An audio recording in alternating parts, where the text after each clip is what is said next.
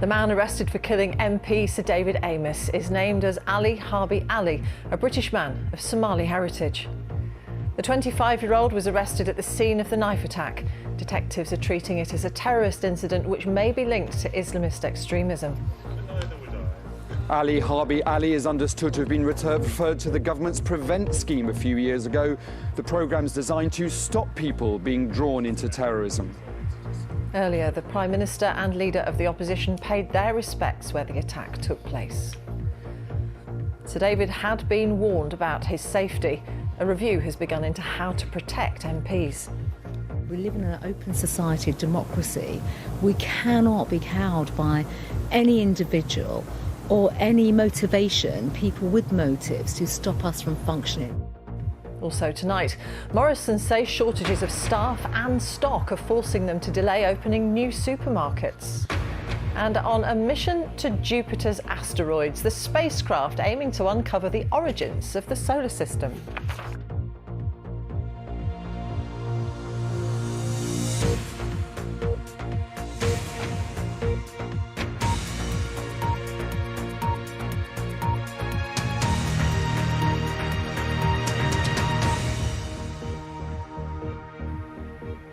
Good evening.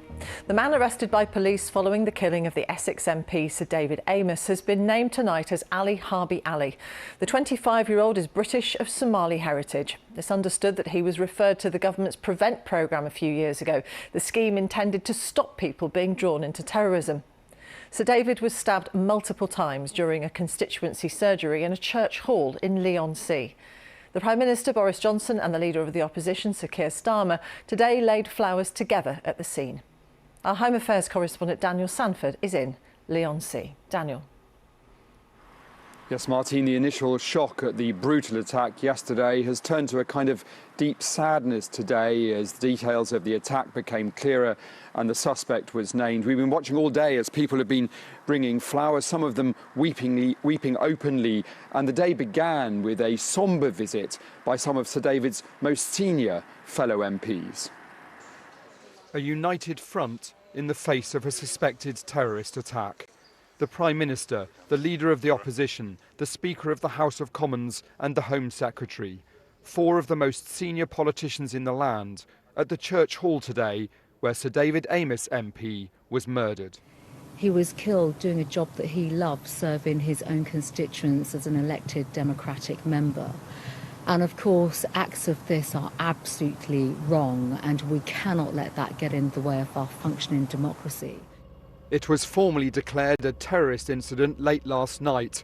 Early inquiries suggesting the motive was Islamist extremism. The man in custody, Ali Harbi Ali, is understood to have been referred to the government's Prevent scheme a few years ago. The scheme's designed to stop people being drawn into terrorism. He was never a formal subject of interest for the security service MI5. Through friends, eyewitnesses have suggested the attacker waited in the queue at Sir David's constituency surgery yesterday before stabbing the MP several times with a knife in front of his assistant and then waiting for police to arrive. Sir David was known and loved for his hands-on approach with voters, and those who've campaigned with him had warned him of the risks.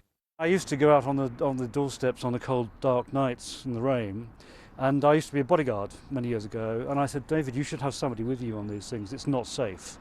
Southend has two representatives in Parliament, and the other MP, James Dudgeridge, paid this emotional tribute to his friend. I mean, the community has just been hit sideways by this. It's not just a Member of Parliament, not just the local Member of Parliament, but, you know, he really did touch people's lives in a way that most MPs don't manage to do.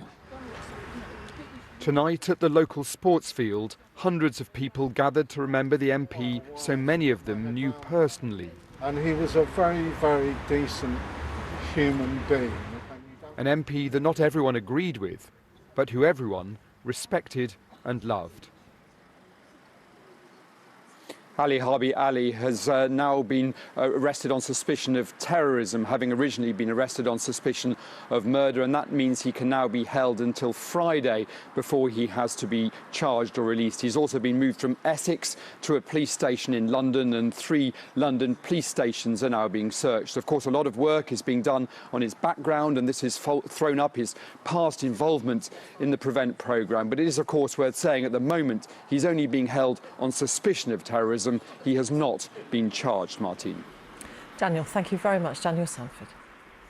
Police forces across the UK are contacting all MPs to discuss their personal safety. Meeting constituents is seen as central to their role as representatives. But the death of Sir David Amess has reopened a debate about the risks they face. Our political correspondent Damien Grammaticus reports. Around the country today, MPs continuing to hold their surgeries. Robert Largan in the Peak District saying he'll keep doing this all year round.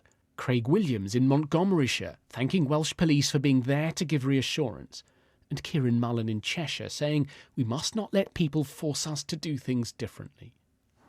But today there are changes. In South Wales, a police guard for an MP's coffee morning, and he already felt vulnerable. We now have CCTV at the front and rear of the building. We had to have new security fitted onto the front and rear doors.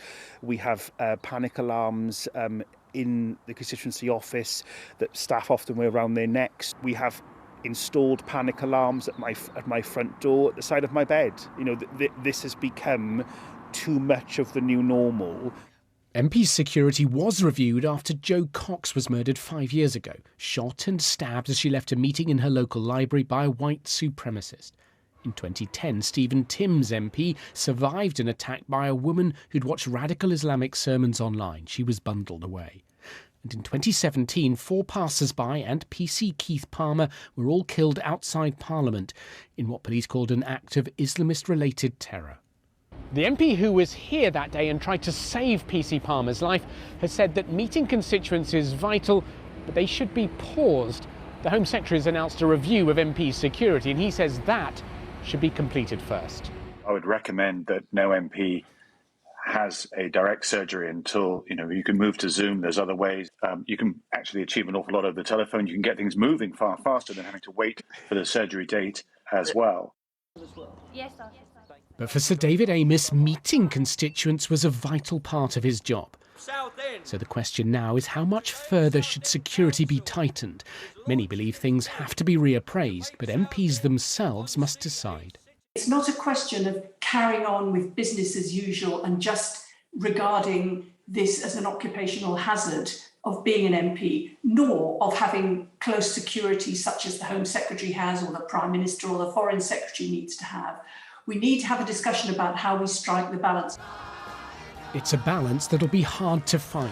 2 years ago in the Royal Albert Hall, a concert for people with learning disabilities. Sir David Amess championed this cause. He loved his public role. MPs are public figures, accessible and therefore vulnerable. Damien Grammaticus, BBC News. Britain's 4th biggest supermarket, Morrisons, has warned that labour shortages are delaying new store openings and products reaching shelves. Its chief executive, David Potts, told the Times newspaper that more visas are needed for foreign workers. It follows measures announced by the government to reduce the pressure on supply chains. Our business correspondent, Katie Austin, reports.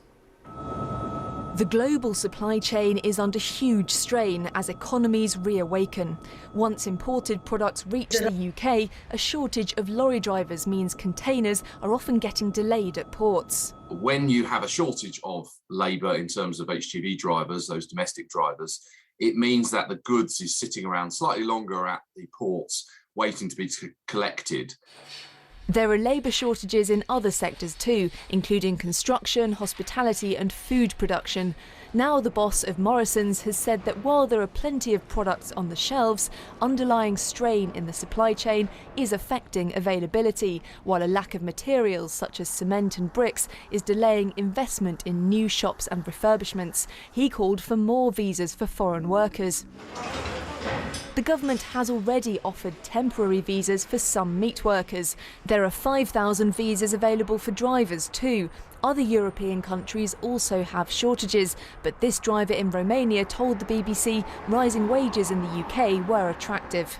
Un prieten care este acum plecat, a plecat din cauza tot așa din. A really good friend of mine left for the UK last week. He went for 3 months. Everyone who went there tells me the wages are really good. I'm tempted too. But only 20 of those visas have so far been approved. In the latest effort to ease the pressure, particularly before Christmas, ministers now plan to let overseas drivers do more deliveries when they're on UK soil. I don't think that the cabotage change yesterday is going to make much difference. So what do you think would make a difference then? We need to encourage young drivers into the industry. We need to make facilities better for drivers. The general public need to treat drivers better.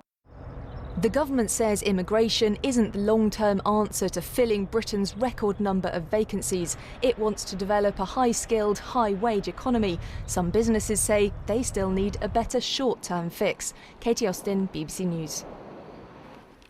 The government's latest coronavirus figures show there were 43,423 new infections recorded in the latest 24-hour period. That means on average there were 41,359 cases per day in the past week. Another 148 deaths have been recorded. That's of people who died within 28 days of a positive test, which means on average there are 119 deaths per day in the past week. On vaccinations, 85.9% of the population aged 12 and over have had their first dose, and 78.8% have been double jabbed. NASA has successfully launched its first mission to study Jupiter's Trojan asteroids, 2 vast clusters of space rocks that surround the planet. Scientists believe they're made up of matter that form the solar system's outer planets. Duncan Kennedy reports. 3, 2, 1, 0. The start of a 4 billion-mile journey. Liftoff. Atlas V takes flight. The Atlas V rocket is carrying a craft called Lucy that aims to go into orbit around Jupiter and study a group of asteroids called Trojans, some of which are the size of a city. So what are the Trojan asteroids? They're asteroids that orbit with Jupiter around the Sun that ultimately hold the clues to the formation of our solar system. Lucy's giant solar panels would only generate enough electricity to power a few light bulbs on Earth. But around Jupiter, it's enough to reach the Trojan asteroids and ask questions like, what are they made of and where do they come from? By going to visit a large number, 8 asteroids in total over the mission lifetime, we'll really better understand all about the asteroids. So if you only see one, maybe you got sort of a bit of a funny one, right? But by seeing 8, you get to really understand what's going on in this population. Scientists want Lucy to test their theory that the early solar system was juggled around by gravity, with some objects being thrown in and others out, just like billiard balls. But they'll need patience. Lucy's expected to be operating around asteroids for the next 12 years. Duncan Kennedy, BBC News. Let's catch up on all the day's sport now with John Watson at the BBC Sports Centre. John. Thanks, Martine. Good evening. News on Manchester United and Liverpool in the Premier League to come. If you're waiting for the scores on Match of the Day and Sports Scene, you might want to look away now. United lost ground on their rivals, beaten 4-2 by Leicester. Manchester City, Chelsea, who topped the table tonight, and Liverpool all won. The latter beat Watford 5-0. Rangers were unable to extend their lead in the Scottish Premiership. A late goal from second-placed Hearts means the gap stays at just a point. Celtic beat Motherwell to climb up to 4th. Dundee lifted themselves off the bottom, beating Aberdeen. Leicester Tigers maintain their perfect start in Rugby Union's Premiership. Exeter Chiefs, meanwhile, beat Wasps. The victory coming after their opponents had told their travelling fans not to wear the Native American headdresses associated with the club's name, as Patrick Geary explains.